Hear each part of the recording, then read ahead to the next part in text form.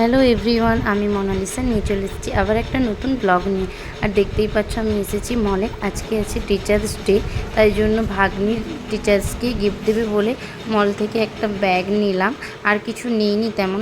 তারপরেই চলে এলাম পেন নিতে। এখানে ভাগ্নির টিচারকে দেবে একটা পেন নিয়েছে, আমিও আমার টিচারকে দেবো বলে একটা পেন নিয়েছি। তারপরেই চলে এলাম চিকেন দোকানে। যেহেতু আজকে শিক্ষক দিবস, ভাগ্নির টিচার তো বাড়িতেই আসেন, তাই ভাবলাম যে আজকে চিকেন পাকোড়া বানাবো। তাই জন্য চিকেন নিয়ে নিলাম ওখান থেকে। বাড়িতে এসে হাত ধুয়ে তারপরে মাংসটাকে ভালো করে ধুয়ে নিলাম, দিয়ে চিকেন পাকোড়ানোর জন্য যেই যেই মশলাগুলো লাগে সেইগুলো দিয়ে আমি কিছুক্ষণ মাখিয়ে রেখে দেবো।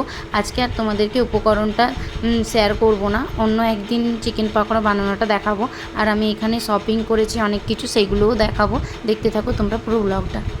পাকোড়ার জন্য মাংসটা আমি মাখিয়ে রেস্টে রেখে দিয়েছি।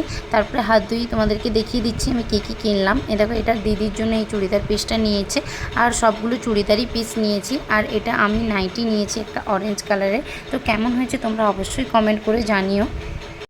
চুড়িদারের এই পিসটা আমি নিয়েছি, তোমাদেরকে ভালো করে দেখিয়ে দিচ্ছি। এটা ওর ওড়না, আর ওইটা প্যান্ট ভিতরে যেটা আছে, আর এই উপরের কালারটা এটা চুড়িদার, যেটা আমি হাত দিয়ে দেখাচ্ছি ওটা হলো চুড়িদার। আর আমাকে এই চুড়িদারটা নাইটিটা দিদি কিনে দিয়েছে। আর এটা হচ্ছে মাসি নিয়েছে এই চুড়িদার পিসটা। আর এই চুড়িদার পিসটা কিন্তু দিদি মাসিকে কিনে দিয়েছে। আর এটা হচ্ছে যে দিদির আরেকটা চুড়িদার পিস, দিদি আরেকটা নিয়েছে, মানে দিদি দুটো নিয়েছে, আমি একটা নিয়েছি। আর এইটা এই দুটো যে পিস দেখতে পাচ্ছ, এই দুটো পিস আমাদের দেওয়ার আছে লোককে, তাই জন্য নিয়েছি। তো একসাথে অনেকগুলোই পিসই নেওয়া হয়েছে, আর অন্য কিছু নিইনি।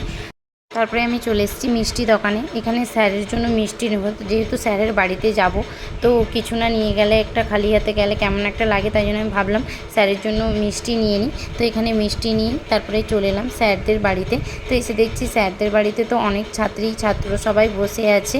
আর এই দিকে দেখো, মেরুন কালারের যে চুড়িদার পরে বসে আছে ওটা হলো স্যারের মেয়ে, মানে আমাদের বোনের মতন, আমার থেকে ছোটো। আর এটা হলো স্যার। তো স্যারের ওয়াইফকেও দেখিয়ে দিচ্ছি, আমি আন্টি বলি। ভিডিও করছিলাম দেখে আন্টি লুকিয়ে যাচ্ছিল। স্যারের ছাত্রছাত্রীরা এখানে খুব সুন্দর সুন্দর গান আবৃত্তি করছিল। তো আমি এবারে বাড়ি চলে যাব। বাড়ি এসেই যে রেস্টে মাংসটা রেখেছিলাম চিকেন পাকোড়ার জন্য, সেটাকে আমি পাকোড়া করে নিলাম। আজকের ব্লগটা আমি এখানেই শেষ করছি। দেখা হচ্ছে নেক্সট ব্লগে, টাটা।